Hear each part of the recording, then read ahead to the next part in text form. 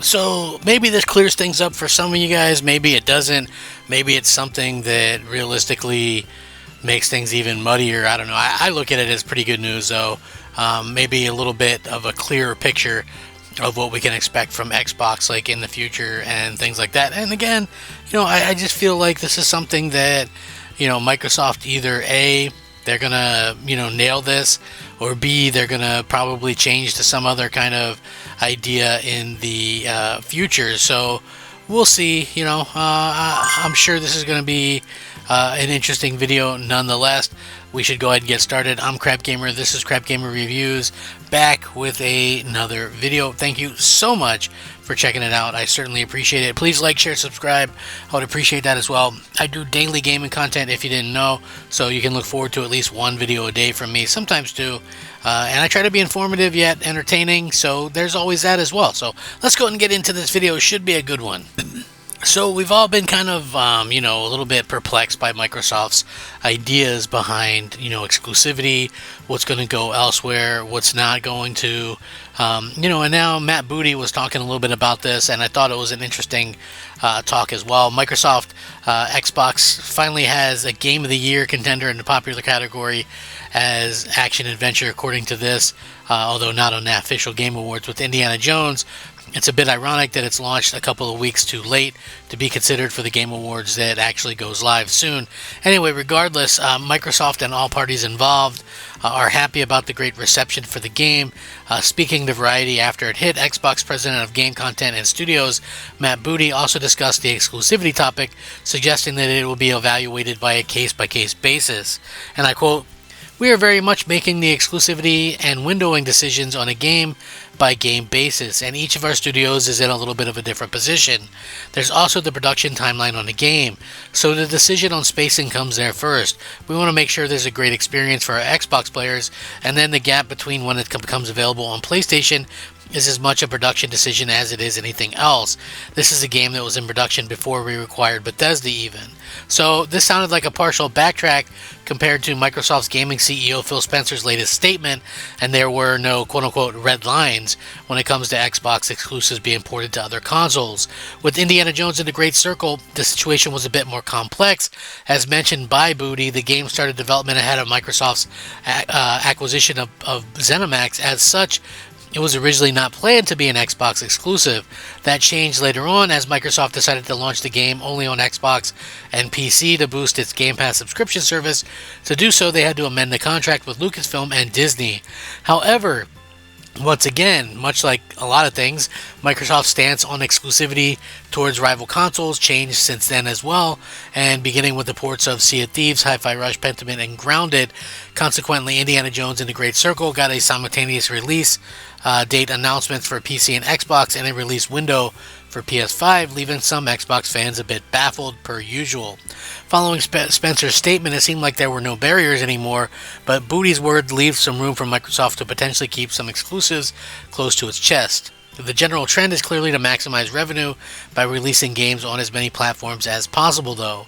Their next big console exclusive is Obsidian's Avowed, due out February 18th, but I don't think that one's going to do very well either. Like, listen, I think Indiana Jones is great. Like, I've really enjoyed playing through it so far, but I don't think it's a big success in terms of the way that people, thought that it would be a success. Like, so far what we've seen is, less than stellar pickup of people on PC playing it. That was like 12,000 or less. I mean, that's a pretty low bar to be set there, or whatever the case may be. And so, you have that kind of situation where, stuff like that happens, and obviously people are gonna, think one thing or the other when it comes to these types of announcements. But, hey, good on Microsoft for, I guess maybe coming out and saying this. I think it does maybe leave a little bit more of a situation where you can have more exclusives and things like that, because I always thought it was stupid the way that Microsoft or Phil Spencer was trying to do that whole no red lines thing.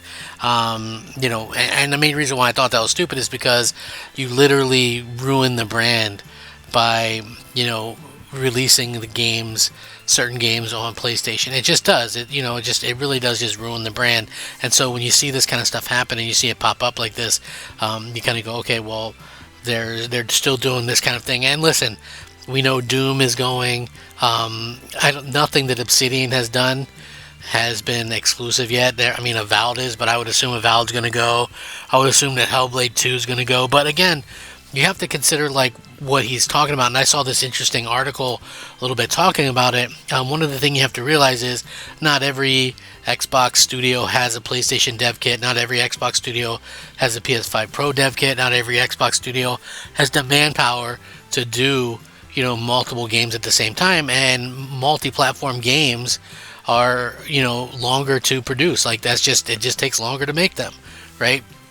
So you have a situation where you're possibly delaying games and hurting your own service, right, to get them out on PlayStation at the same time. I mean, there's a ton of other like red tape and ideas in there that kind of just don't really mix. If you think about it, and again, I think some of it does come down to how people feel about these things themselves. But for me, I look at this and I go, okay, well, I would have loved to seen, a little bit of a better stance. If keep the Xbox Game Studios stuff exclusive. Like if you want all Bethesda stuff in multiplat, fine. We already knew the Activision stuff was going to be exclusive or multiplat. But again, you have to set a better expectation than going back and forth. It does feel like, they're kind of ignoring kind of what the fans are asking for and things like that. So I mean, listen, anything can happen in the future, I'm sure, and they don't like to close any road or anything. But again, I think honesty is probably the best policy with this stuff, and I would love to see, Microsoft just be a little bit more honest with this whole situation, because none of us know what's happening right now. And that's really a shame, because, at the end of the day, I think a lot of us are kind of counting on, we buy these consoles with certain expectations, like I know I do, and I'm sure there's plenty of people like me. You buy each of them for the different games that they can provide, different experiences they can provide. If they're not providing different experience, then you're in a situation where then what's the point? And I feel like that would be a very, very bad thing for Microsoft in general. So, like I said, I would love to hear your guys' thoughts and opinions on this kind of stuff. Like I said, anything can change. I just personally feel like what we've seen so far is, a situation where Microsoft is, I guess maybe muddying the waters a bit, but I look at this still as a good thing, saying, hey, okay, well, at the end of the day, we're going to still look at things as kind of a case-by-case situation, weigh the pros and the cons and things like that. Because I feel like you have to, be able to do that. You have to be able to kind of appeal to your fans, and you have to be able to see if there's something that you can actually improve about the experience for the gamers that bought your console, and it's a real shame that Microsoft has kind of just left a lot of the people guessing instead of just being honest and open and things like that. So, again, we'll see what happens long term with this. I feel like Microsoft could do something a little bit better. They could do something, easier. They could do something that, fans would be more excited about and things like that. I just personally hope that that's what they do. They come out there and they, okay, well, Halo's going to stay where it belongs. I feel like that's just the smartest thing to do. And, I hope that Microsoft does that. I want to see Halo stay where it belongs. I want to see Gears of War stay where it belongs. I want to see, these games stay where they belong. It's not like, me going out there going, okay, somebody else gets to play the game or whatever. It's not really about that.